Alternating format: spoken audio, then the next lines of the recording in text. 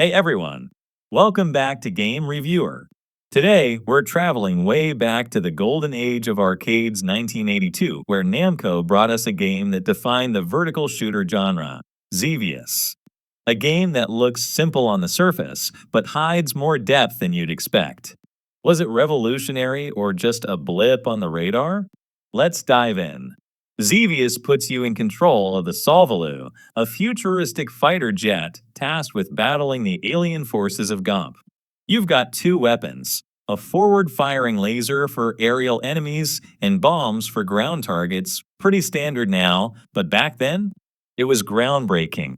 The goal? Survive waves of enemies, dodge bullets, and take down massive flying fortresses and hidden bases.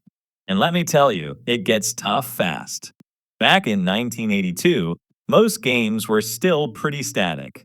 But Xevious changed things by introducing scrolling landscapes, a mix of air and ground combat, and some of the earliest examples of hidden Easter eggs like secret bunkers and flags you could bomb for bonus points. These little details gave the game replay value and a sense of discovery. And let's talk visuals. It may look basic now, but those sharp geometric enemy designs and iconic chrome-like textures were a step above its contemporaries. Namco set a precedent that games could look futuristic and alien without sacrificing clean design. Xevious isn't afraid to punish you. Enemies swarm the screen, bullets fly everywhere, and it's all about precision and pattern recognition.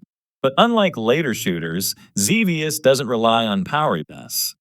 It's pure skill. Can you survive with just your lasers and bombs? It's brutal, yes, but also addictively fair. Each enemy and boss has a predictable pattern. Mastering those patterns, that's where the magic happens. Xevious didn't just exist, it inspired. It's one of the first games to feature continuous scrolling shooters, influencing classics like Gradius and 1942. It even introduced the idea of a narrative in arcade games with its alien invasion theme and lore. And let's not forget, Xevious was a hit. In Japan, it dominated arcades and helped Namco solidify its name alongside games like Pac-Man. Now, let's talk sound. The music? Iconic. That constant droning background track is simple, sure, but it builds tension as you play. The sound effects like the laser fire and explosion booms add to the intensity. It's minimalistic, but it gets the job done. So, is Xevious worth playing today? Absolutely if you're a fan of retro shooters. Sure, it's not flashy by today's standards, but it's a foundational game that paved the way for the entire shmup genre. Plus, there's something incredibly satisfying about bombing that perfect target from the sky. It's challenging, it's innovative for its time, and it still holds up as a piece of gaming history. Let me know down in the comments. Have you played Xevious? Did you ever beat it? Or are you still haunted by those relentless sappers?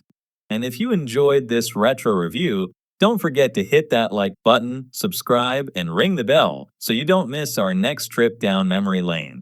Thanks for watching, and until next time, keep those high scores climbing.